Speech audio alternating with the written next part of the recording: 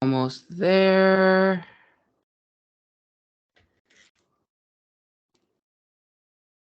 Hello, everyone. Welcome to the first episode of the Historians Lounge with your host, me, Gabriel Garcia, the Wandering Quill, and the Wandering Scribe. Joining us today as our very first guest of the series for episode one. She is a military historian, teacher, mother. She is an awesome person. She studies American history and she's currently teaching her students the Civil War history of the U.S. Joining me today is Professor Joyce Marie Pace. Miss Professor Pace, thank you so much for joining us today. Thank you. I'm so happy to be here. Thank you for inviting me. You're welcome. You're welcome. Now, for our very first episode, we will be discussing the Battle of Guildford Courthouse. Now, this is a battle that's completely unknown to me. I have heard of it. So, Professor Pace, could you please tell us the significance of the Battle of Guildford Courthouse and who are the major players in that battle? The two major players are General Nathanael Greene and Lord Charles Cornwallis on the British side.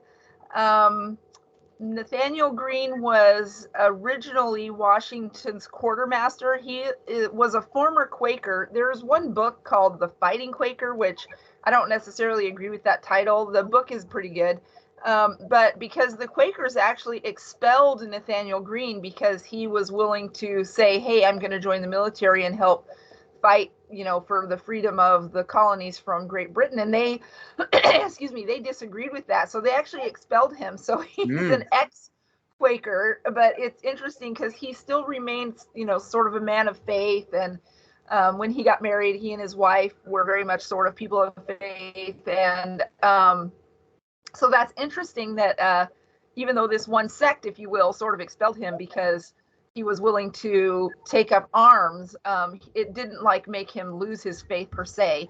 And he kind of wanted to see military action. I don't know that he particularly liked being quartermaster, but it really, I think, taught him a lot of things.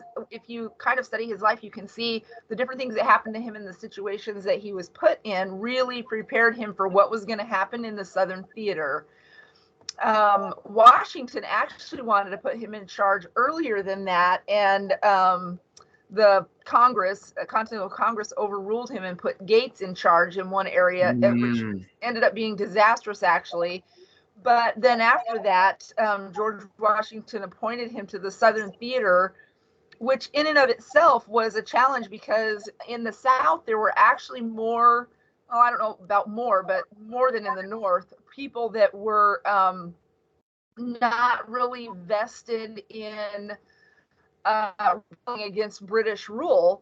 One of that was because, or one reason for that was because the slavery in the South, of course, made their labor cheap, even though slaves were expensive, sort of. But as far as them not having to pay their workers, and the Brits were buying a lot of stuff from the South. So they kind of were looking at the situation as, why do we want to bite the hand that feeds us, kind of thing. So they weren't quite as vested, and they didn't, because they were more agrarian, they didn't see as much conflict in the North, such as merchants who the British were taking a bunch of their, profits and what have you, with the different laws that were being enacted. The taxation without representation was, one of the first really big pushbacks. The merchants in the North, I think maybe they felt that a little more personally than the people in the South. So when Washington appointed Greene, he knew, okay, this is a capable guy. He's obviously teachable because he's learned a lot through these different situations that we've been in together, or that I've seen him in, or read the reports, or whatever. So I'm going to appoint him because we need somebody who can raise morale, because the morale in the South, especially after the defeat at, I think it was Camden, was not very good. And when Greene came into the situation, something really interesting about Greene is he would talk to people on both sides of the conflict, including people who were considered loyalists to Britain, and say, "Hey, listen, you realize if we lose this, you think, oh, everything is going good now, but whatever punishment or consequences or whatever are dealt out from Britain, they're going to affect you too. It's not like they're going to, you know, Yeah. randomly say, oh, well, we're going to not do anything to these people because we're still buying cotton from them or whatever, or tea or, whatever. It's an all or nothing kind of thing. And he was very persuasive in that he didn't have any problem sitting down with people who completely disagreed with him and saying, hey, I understand where you're coming from, but consider sort of the big picture. Not like politicians today. But since we're not discussing that, I minored in politics, so I love kind of watching all of that and the history of it. So we'll have to do another one on that someday. But anyway, Definitely. so he was good at that. Cornwallis, for his, this guy was amazing. He was, a decorated, very, very capable British soldier, British officer who came from,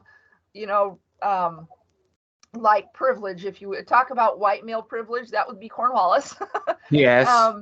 And he was very, he kind of thought, especially after Camden, and Henry Clinton, who didn't even like each other, they kind of were like, we've got this, this isn't going to be an issue. We're going to crush this rebellion, and it's not going to be a problem. And he had more troops. He had significantly more experience. But the thing about Gates and Cornwallis as, sort of countering each other that's interesting is they both watched and learned and kind of sort of strategized about what the other person did. And Cornwallis actually wrote in one of his journals that when Nathanael Greene was in the area, the hair on the back of his neck rose. So on the one hand, he kind of considered Greene this like young upstart with not very much experience, at least compared to him. And, and,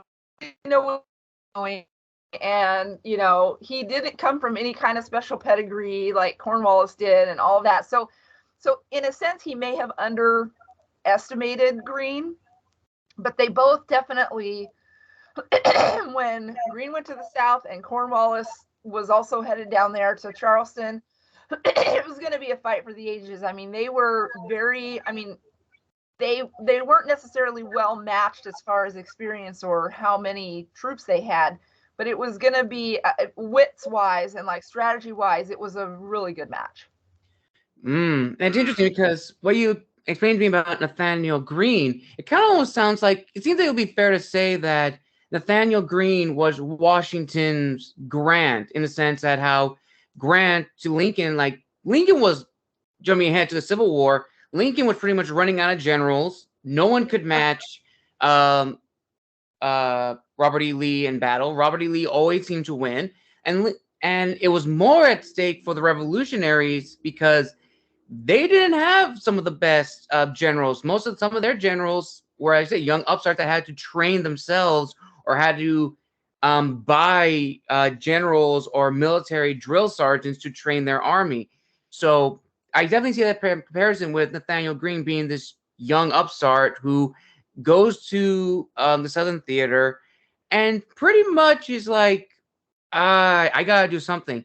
And it's interesting because Nathanael Greene, I feel, doesn't get a lot of credit for what he is. I mean, out of all the major generals and patriots in our own history, he kind of gets pushed to the sidelines. And honestly, I feel the only reason why I think people may know of Nathanael Greene is actually because, and I actually watched this a few weeks ago, The Patriot, which, if I'm not mistaken, Mel Gibson's character is kind of based off in part of Nathanael Greene, as well as among a lot of other Southern colonial patriots like the Swamp Fox as well.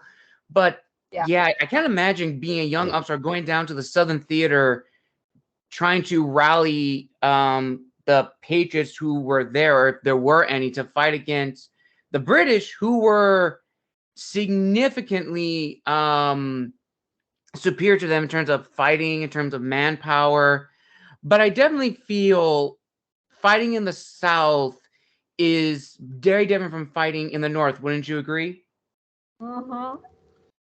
Absolutely. I think that one of the cool things that Nathanael Greene did to kind of get people on his side, other than being willing to talk to people and all of that, because the army was not well supplied, and he and his wife spent a lot of their own money helping supply the troops and what have you.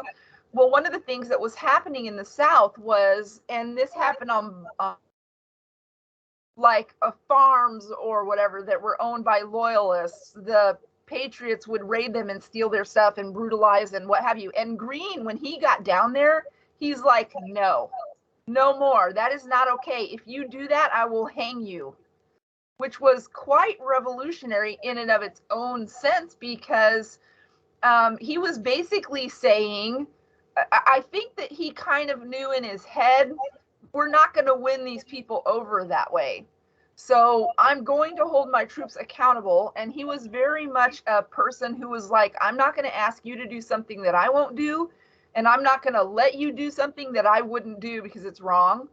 So that was, I think, a really smart step on his part, that he did that. And I think that there were loyalists that were probably like, hey, this guy's not like a butcher or brutal or anything like that, because he's like, I'm going to hold my troops accountable. And he also, in a sort of a really brilliant way that a lot of people don't realize, he really understood the relationship of politics and military. He understood that, first of all, to have a good relationship with the government in the area, the government has to be stable. And in Georgia, he actually helped stabilize the government. And then they actually, at one point, I think, wanted to like make him the governor. And he's like, no, no, no, no, no. Which he could have went, yep, I'll just sit here and be the governor and we'll see what happens.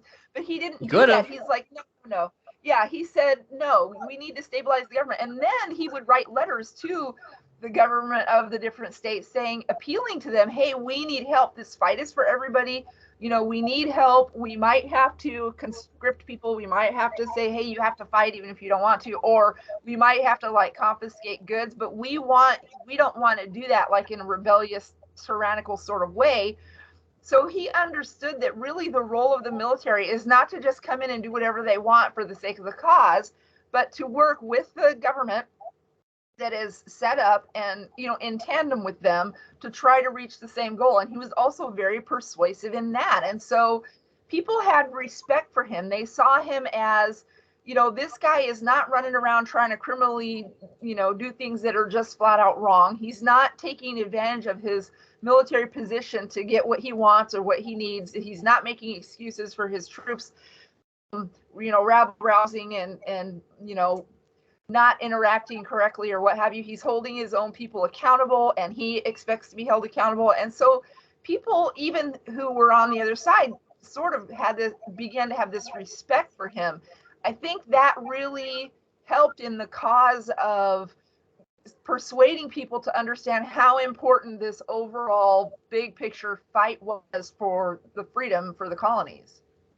Definitely. And I also like how you kind of touched on a kind of an issue that kind of gets pushed to the sidelines when it comes to the American Revolution, which is, there was a book I was reading which was Red, White, oh no, Blood, White, and Blue, which I don't know if that's the exact title, but talks about the war crimes committed in the American Revolution. Now, we have these sources of what the British did to the colonists, but we don't really take into account of what the Patriots did to the Loyalists, because it kind of looks at only one side, that the British were committing these atrocities to the American Patriots. But on the other side, as you've mentioned, some of the Patriot generals and some of their soldiers committed equal amounts of terror and destruction upon the locals in the other states in their regions. And Nathanael Greene pretty much was reasons like, we can't do this. If we're going Right. to beat the British, we can't keep doing this. We have to win these people over. And that really has to be sold very effectively because the colonies were only united to beat the British, but they weren't united together. Like they weren't friendly with each other. I mean, yes, they had trade relations with the other colonies, but that means no way they were allies already or they were neighbors. We pretty much at that time, which I don't think people really truly think about, is the colonies were different states, or if you look at it, different kingdoms with their own governments, own set of rules, and you cannot do what you think you can do in, let's say, Massachusetts, the same as it was in Georgia or South Carolina. It's very different. And I don't think a lot of people really take that into consideration. Yes, they were all patriots, but not all for the same reason. Some wanted the British out because it was infringement of their rights. Some of them wanted them out because they were disrupting mercantile trade in the north. Some wanted them gone because they were, killing their families or forcing them into servitude. A lot of different reasons. So, yeah, Nathanael Greene definitely was one of very few who noticed that we can't keep doing what we're doing. We can't be like the British. We have to be different, which again kind of sells who Nathanael Greene is and who he is as a person. Now, since he is a young upstart, I would imagine him being in charge of men in combat was also kind of like a learning process, just as much as a lot of other patriots as well. Wouldn't you agree? Yes, I would. A quick comment about your state thing. That the flag that people see that has like the snake join or die and it's all cut up, that is such an accurate description because when we first got here, we had even on the Mayflower before they got off, they had already set up a self-government system. And so the states really started doing that. So yeah, they really saw themselves as little independent states slash kingdoms or what have you. So that is a very great description. Two things that Nathanael Greene realized, which he learned from Washington and from the other battles, because he was really a great student of military history and military science, some of his favorite subjects, and political science and what have you. Two of the things militarily that he learned were, first of all, the militias. A good portion of his men, and when he got to the South, were militias. Now, the militia is amazing and frustrating all in one sort of ball of wax, if you will. Militias were obviously set up to be local and to make sure, hey, if our area, just like you're talking about the separate states, if our area is attacked, by Indians or by other neighboring whomever or by British soldiers or whomever, we're ready to go at a moment's notice Right. to protect and defend our area. Well, in the French and Indian War, and if you've seen the movie, the title escapes me, but there's this scene in there where the militia have helped in the French and Indian War, helped the British with some battles, but then they find out that their home areas are being attacked and they want to leave. Last And the the British Mohicans. officer, Yes. yes, thank you. They the officer will not let them leave. He's like, no, your loyalty is what, to the crown. And they're like, no, our loyalty is to our area where we promised we would defend them if there were issues. And the agreement was we'd be able to go back. So one of the things about the militia is they were very much, I'm not really a part of the general population of the army. I'm militia. What that means, I make decisions for myself. So that was something that Greene had to contend with. And then the regulars, of course, were battle hardened. There were some battle hardened veterans in this fight, and there were battle hardened veterans in the South. So he knew, okay, so we've got these kind of, two sort of basic groups of people. The one, they're like, okay, if I'm facing the battle,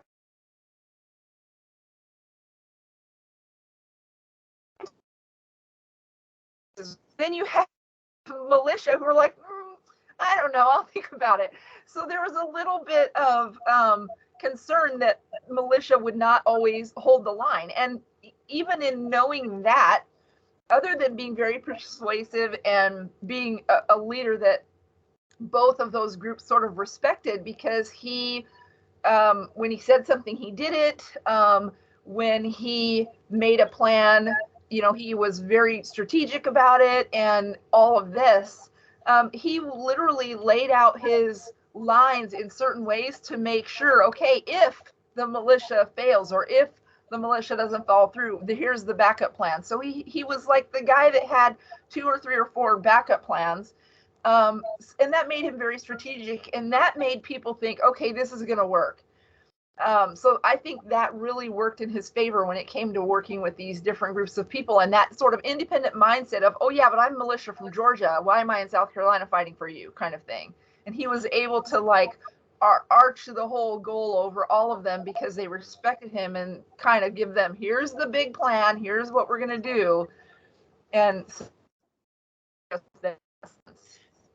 Definitely, yeah. And it's actually kind of interesting when you also look at going back to Last of the Mohicans and kind of going back to like the whole overall thing of the American Revolution. I actually remember a different viewpoint. One of my professors said that if you look at the colonists from the perspective that they were still considered English subjects, well, they were English subjects, but compared to all the other English subjects around the world that Great Britain had, the Americans are kind of like the special privileged children because they were able to pretty much fight against the French and the Native American allies of the French on their own without much British interference. They were able to do so on their own. Yes, the British did win some of the major battles, Louisbourg, Quebec, but a majority of like the fighting in the colonies that was done by either colonial soldiers that were in the British Army or colonial militias or sometimes even the Rangers. And then fast forward to just before the outbreak of the American Revolution, the Americans or the colonists believed we don't need to be taxed. We're pretty much doing good on our own. But if you look from the British perspective, out of all the colonies that they have, the American colonies were being taxed the least compared to all the others. So it makes sense that they have to have their fair share. And the whole thing of not being represented, the whole fighting rallying call for the Americans without representation, you actually kind of are because you are considered English subjects. You're not Americans. That was an entirely new concept that the colonists made. You were English subjects. You were being represented. The issue was you didn't like the fact you're being taxed as much compared to the other colonies in the world that Great Britain had, which are being taxed at a reasonably fair price. So it's interesting to see that whole different perspective of, why the colonists were truly fighting. And also, many British people did not want the war to happen. They said, why are we having a civil war with our colonists in the Americas? We shouldn't be doing that. It's going to cause a lot more harm. And then fast forward now where you have some of the men like Horatio Gates, Nathanael Greene, Lighthorse, Harry Lee, all of these major patriots that probably served with the British thinking, oh, we could beat them. We fought with them. No, you can't. You can't because you are militiamen, probably from background. I'm pretty sure it's probably fair to say a majority of them probably came from a militia background or at least a frontiers background. But one thing that I think is equally important, especially for Nathanael Greene being a military man, he realized with his militia, as you said, they are kind of troublesome. They're very helpful when they're needed, but they can go at a moment's notice when their families are in danger.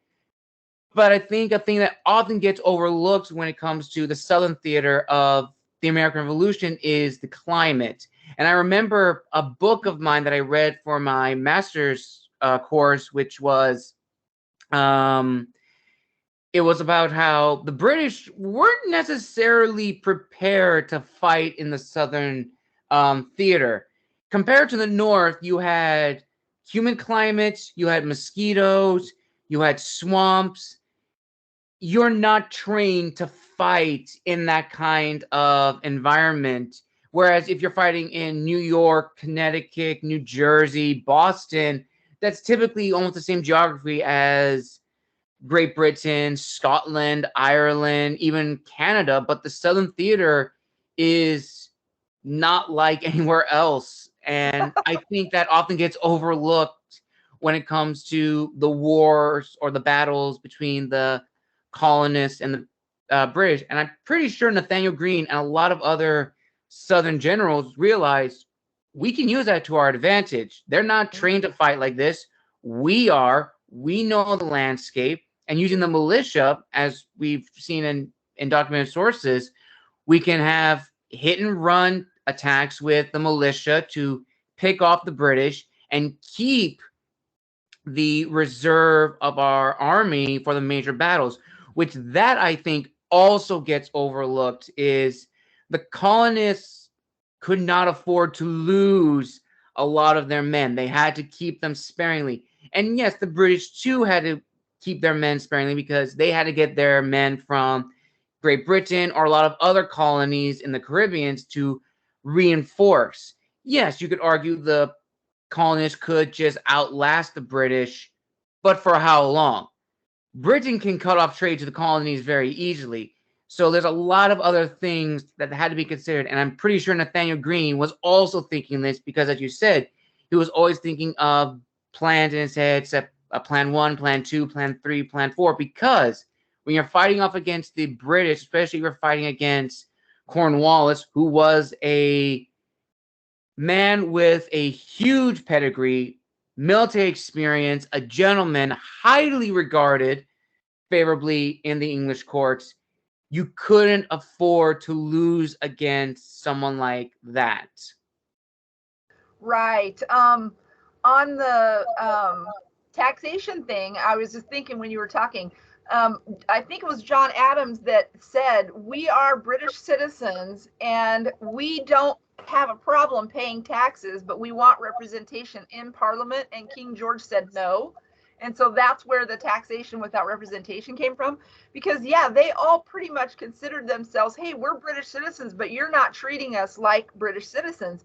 And then, of course, after the French and Indian War, Britain had debts to pay, and thus came the more taxes. And they were also upset that almost everything, like anything made of paper was taxed, and any playing cards and dice were taxed, and it just seemed excessive. And then the Navigation Acts really ticked them off because the on trade.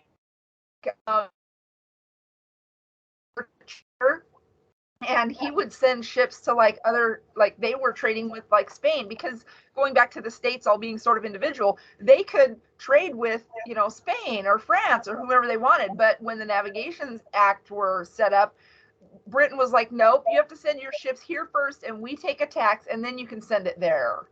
And so that posed problems because they were Hancock was getting wealthy off of trade, not with Britain, but with other people. And so then when Britain says, oh, well, we're taking a third of that. I mean, I'm making these numbers up. I don't know what the exact numbers were, but we're taking a percentage of that.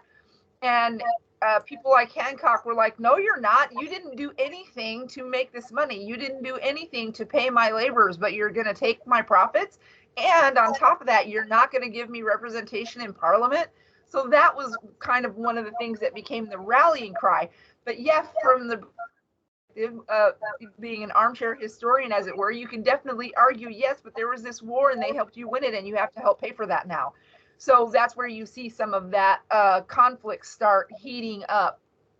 And then I love what you said about the environment in the South. That also comes into play in the Civil War, because the South, they're on their home ground, and there's all the rivulets and the gullies and the swamps and all of this stuff.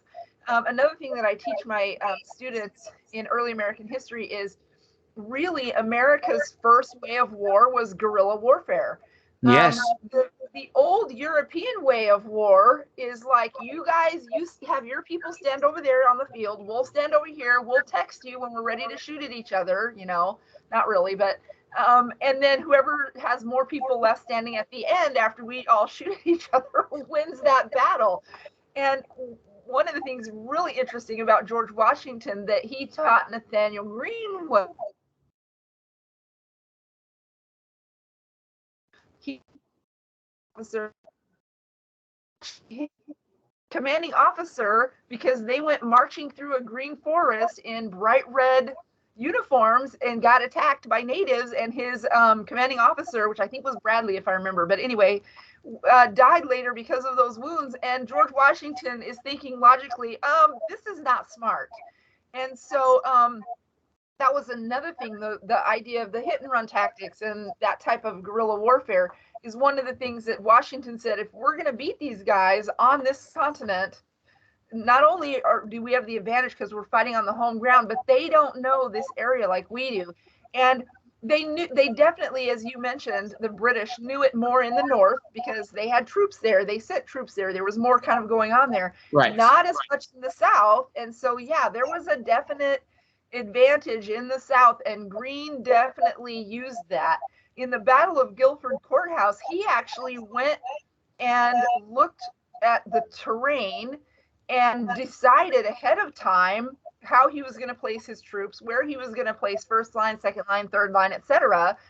And he actually worked to pull Cornwallis inland away from his supply lines because he knew this guy has more experience, this guy has more stuff, more supplies, this guy has more men, etc. And he told his men before they went in, some of them at least, we're not going to win this battle. We're going to lose this battle. However, we're going to hit and run really hard so that we can hurt Cornwallis as much as possible. Cornwallis's goal was get the South, make sure we get the South under our control. And Greene's goal was make sure he doesn't get the South. So they were literally going head to head. Definitely. And I actually think you brought that up, which is interesting. And that's also kind of brought up in like the movie Patriot, where this whole idea is the North, they're already in their own battles, which I think Clinton was still in charge of the Northern theater with the British forces. Yeah. And the South is pretty much like the last place, the last frontier that the British wanted. And the colonists realized if we lose the South, Cornwallis could easily reinforce Clinton. Yep. Get George Washington and a pincer move, and literally the war will be over. So, yeah, as you said, the war in the South was huge. And Nathanael Greene realized we cannot let them take the South. We can't let them take the Carolinas. We can't let them take Georgia. We have to stall them for as long as we can. And that kind of helps in your environment if it's tropical or it's humid. There's a lot more disease, there's little disease-ridden bugs, mosquitoes. If you're not used to that, you have the advantage. But you also have to take in consideration of also your own supplies, because more than likely the British are going to get supplies as well. Even if you stall their supply lines, they're going to get from somewhere else. So you have to have good relations with the people that you are allied with, so that way they don't stab you in the back or sell you out to save the family, which in the modern perspective we would consider that treacherous or treasonous. But as we've talked about, they weren't all allied with each other. They had their own goals. They were sole foremost, their loyalty was to their state and more so to their family. They did not care if you were from the Carolinas fighting in Georgia. They did not care if you were Boston fighting in New York. You're not from their state. You're not from there. So it's definitely interesting to really, really consider how important the Southern theater was to the Patriots effort. And also what you were saying about the type of warfare being genteel warfare, which was the British, which is more European style, which is very considered honorable because you're looking face to face. You're shooting with a musket, which is not accurate a majority of the time because the British used the Brown Bess 1770 musket, which was the best musket at the time, but muskets bounce the ball up and down. There's not a good chance you're going to hit anybody, so that's why you have those long rows of people. If you're not going to hit your target, 1 in 5 chance someone else is. what the colonists had, what the colonists had, which was interesting, but in very, very short supply, were riflemen, which had the barrels, which had grooves in them, hence rifling, and those were highly, highly thought out for because those were snipers to pick off the generals, which in genteel warfare you're not supposed to do. You're not supposed to Yeah. kill the general, but the colonists realize we see this guy on the horse. We know he's the general. Shoot him. Head of the snake, man. Yeah, and the British will go. And I also find that that's also kind of harked in Patriot, where the meeting between Cornwallis and Mel Gibson's character, they talk about, civilized warfare. You're not Right. supposed to target officers, and you're not supposed to act in this brutal fashion. But I find it very interesting how the Patriots realize we're going to do what we need to do. We're going to fight Right. how we're going to fight. We're not going to fight fair most of the time. Militias have their own set of rules. The Colonial Rangers are going to be trained differently. And yes, you have the Queen's Rangers for the British who fought in the North. It's very, very interesting to see this whole difference in warfare. So we've talked about sort of like the lead up to Guildford Courthouse, but for the battle itself, and you mentioned this before, how pretty much Greene wanted to get Cornwallis away from his supply lines. If they, as you said, they lost that battle, but I mean, what would happen if they lost, like truly, truly lost the Battle of Guildford Courthouse? How detrimental would that have been to the Patriots' cause? And why is that battle kind of overlooked compared to like the other major battles of the Southern Theater? Well, I think that was part of the brilliance of Greene. Greene died having never technically won a battle, and he sort of felt like a failure. And yet, without him, we probably wouldn't have won the war. Um, and that was the brilliance of the Battle of Guildford Courthouse. He's like, we're going to go in, we're going to hit hard as we can. We've gotten him away from his supply lines, so he can't get back up really quickly or get resupplied really quickly. That's going to hurt him, and then we're going to leave technically before the battle's over. I think that if he had tried, I think that if Greene had the attitude of and you can debate this depending on military leaders and other battles and what have you in military history, but I think if he had had the attitude of I'm in it to win it and we're going to be here until the last man falls, it would have been disastrous. I really think it would have been disastrous. It still would have taken, because I think Cornwallis lost like at 25 or something 20% of his troops in that battle, or I can't remember the exact number, but it would have taken a good amount of time, more than he wanted it to, for Cornwallis to recover from that, but it would have been more of a disaster for the colonists and the Patriots than it would have for the British. But since Greene so brilliantly, he wasn't like a prima donna or like, I'm in this to make sure my name gets known and I'm in this to make sure everybody knows, oh, Greene won the Battle of Guildford Courthouse. He said, I know what the odds are. I know the odds are that we're going to lose. But you know what? That's okay, because our goal here is not to win this battle. Our goal is to strike a blow against Cornwallis so we can try to save Southern Theater.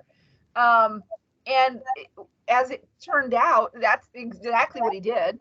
And Cornwallis ended up, at one point, Cornwallis had to fire on his own men in that battle. And there's Mm. some debate about whether that was on purpose or whether it was accidental. That's probably a topic for a different day. But because in battle, when you're like, as you said, when you're not, you stand over there, we'll stand here and we'll shoot at each other. When it is in these gullies and in this swamp area and in these little hills and forests everywhere, and you got Greene's men hiding in the forest, and what are the militia going to do? It wasn't, Cornwallis was used to everything being very sort of laid out, and Greene was like, nope, we're not fighting that battle like this, because if we do, we'll lose. So his whole thinking was, we're probably going to lose this, but he's not going away unhurt. He's not going away without true detriment to his goal and to his troops and what have you. And that was the brilliant part of Greene being, this is a sacrifice that we have to make for freedom, for true freedom, for the whole, our part of the continent, as it were. Because it's not just about me winning a battle and getting some military glory. And that's why he ended up, as years have gone by, how he has ended up gaining more respect. Because let's face it, not all military leaders think that way. Right. So that was brilliant that that's what he chose to do. And his men supported him because they trusted him. They're like, okay, so. Yeah, and I also think that's really interesting considering, well, we would consider that now a theater victory from the Greek word, from the Greek general, where pretty much, yes, the British technically won the battle, but they also lost. They lost, as you said, a large portion of their men. They were cut away from their supplies. And it is really, that is a true testament to, as you said, Nathanael Greene's character, because he knew we can't win the British in open field. We can only stall them. And even though, yes, he did technically lose, the war still went on. Because, as you've mentioned before, like, if Nathanael Greene was one of those generals in the colonial theater for the Patriots that said, we are going to die defending this area, it would have been suicidal. Because, yes, even if the outcome still played out, the difference is there's no one stopping Cornwallis now. Nathanael Greene's dead. His men are scattered. Yes, it would take time for Cornwallis to get back up to strength. But even with that limited strength, he could easily go through and I'm making like a fictional example, but in this example, Cornwallis could probably have gone through the territories much easier, probably set up stations with his men that he had to wait for supplies and just hunker down with the loyalist forces that were in the southern colonies to rebuild his military. Probably more than likely, he probably would have used the loyalist support in the southern colonies to rebuild his military until proper British forces came. So, yeah, it is a true testament to Nathanael Greene for realizing we cannot win. We just need to stall them for as long as we can, which ultimately you can summarize the whole American Revolution is a big game of chicken. Who's going to pop out first? Who's going to slam on the brakes? And honestly, I will say, and you can also make this debate of who won the American Revolution, the French or the colonists, where it's the colonists who won the war, but in the Battle of Yorktown, the French kind of saved the day by blocking that bay. Because had that not happened, the war would have probably dragged on, and you probably may have had a peace treaty, but one that was kind of more favorable to the British. British would have probably have pushed away, may have left, but the colonies were still kind of like, we still got the British to deal with. We're still, because I was kind of in the same mindset all the way up to 1812, where that was kind of like the true separation of us from the British.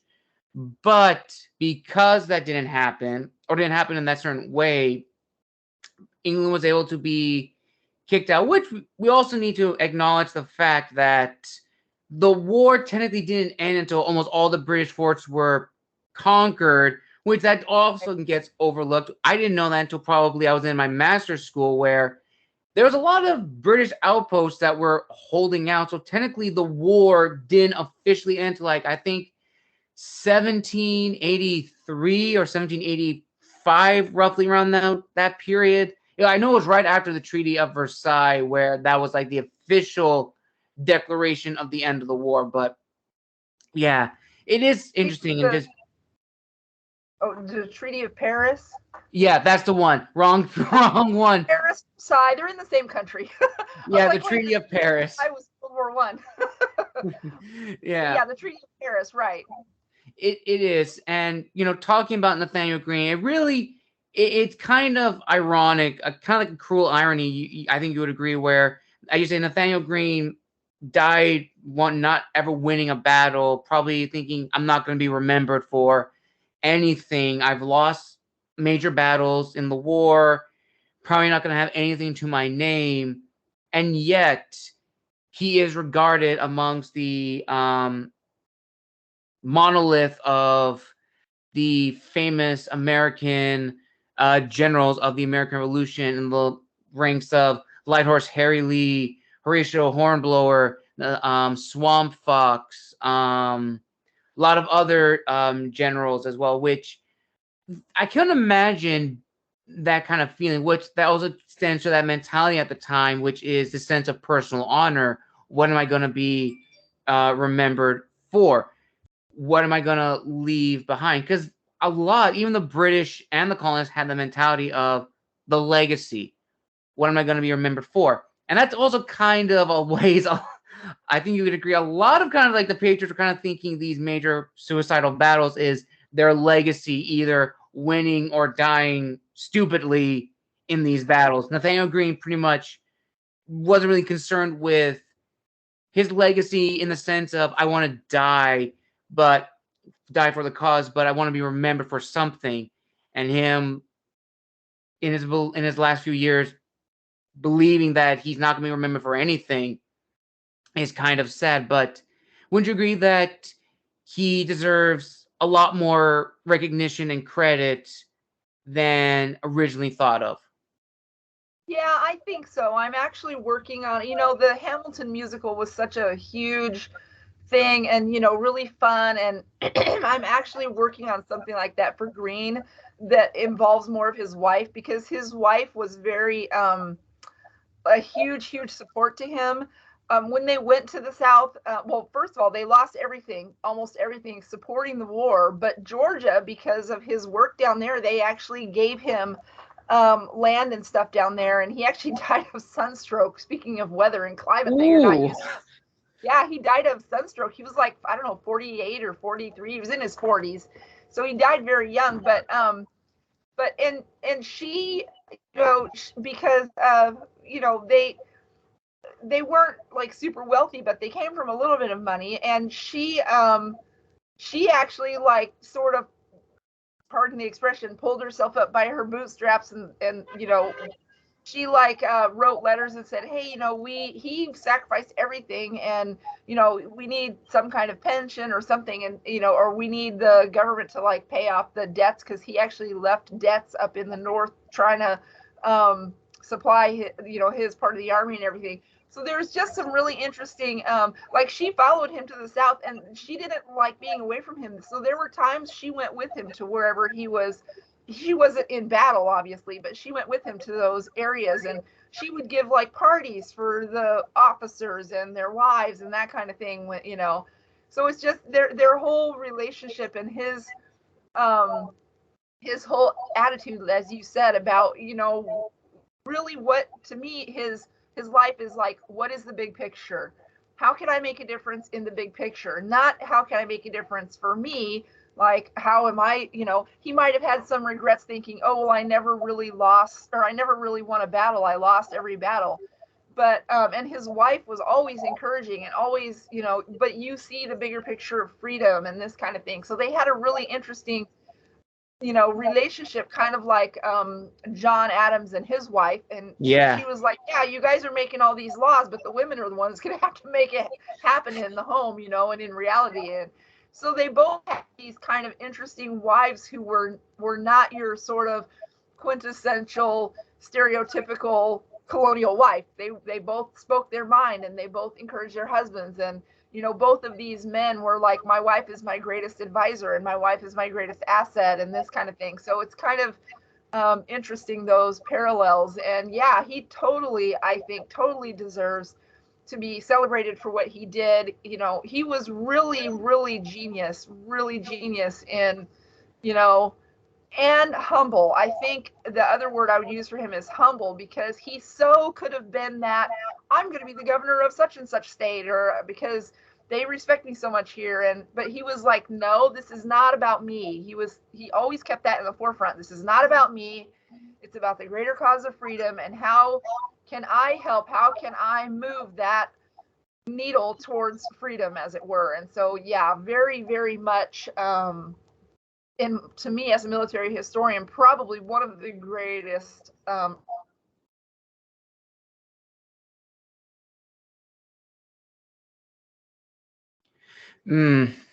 have to. Oh, sorry, I didn't mean to cut you off. That's okay. I was done. Oh, okay. Yeah, I would say pretty much he is probably out of a lot of forgotten sons in America. I definitely feel he is the one that definitely needs a lot of recognition and pretty much realizing who he was. Not only a, it's almost like you could say, use an example of a comic book character in a sense of Captain America, Steve Rogers, because to the core of Steve Rogers, he was a super soldier, but he wasn't like the gung ho super soldier. He was just a good man who had to do his duty, and that's Nathanael Right. Greene. He was a good soldier. He was a good husband. He knew what he had to do, and even though, yeah, 40, that's a way to go, which we kind of think, oh, that's young. No, back then, if 40 was like considered old, and if you lived longer than 40, you were like ancient because no one lives that long. Yeah. Yeah, but It definitely was common to die earlier back then. We didn't have the medical that we have now. no. Well, we're almost nearing the end of our very first episode, but before we end, Professor Pace, is there any announcements you would like to make in case you're working on any projects, or where can people find you and talk with you, or anything coming up in the future? Well, I am working on. I'm actually getting together with a couple of other people to start working. Well, to start or to continue working on my thing for Nathanael Greene. I would love to see that come to fruition. We'll see what happens. um, right now, I don't have all other stuff going on. I'm not really on social media. I'm just mainly on LinkedIn. If people want to go on there and contact me, I really appreciate you inviting me on. That's really cool. At some point, I actually want to start a historical blog that has just like 10 to 15-minute little snippets of stuff that I can use in class. So, if I get that started at some point, I'll let you know. We'll see. That would be awesome. And I do also make this announcement for you and for all my listeners out there. Keep an eye out for possibly the end of the year. I am going to be doing a very special episode, which will be the last month because this will be a monthly series.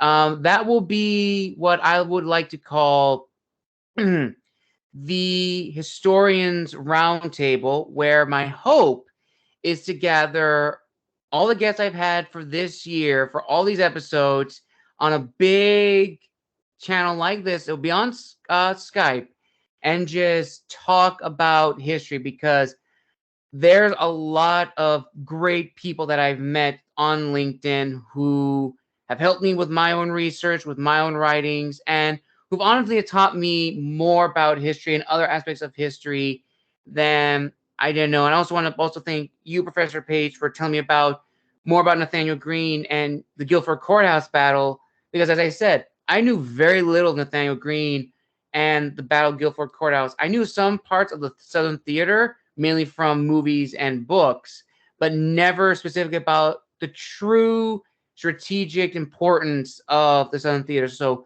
thank you for that. You're welcome. Thanks for having me. That would be really cool to be a part of the roundtable. That sounds like a blast. Yes, it will. So I will keep you updated. And with that, listeners, this concludes our very first episode of the Historians Lounge.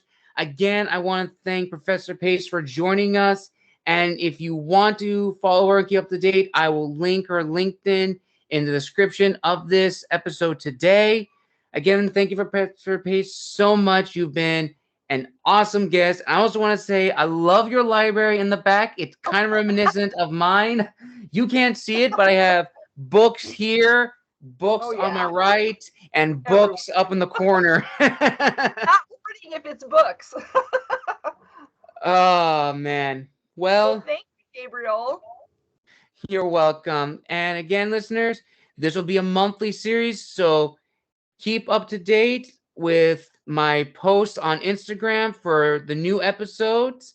And I hope you enjoyed this series. Like and subscribe. Thank you all. Bye, everybody. Bye.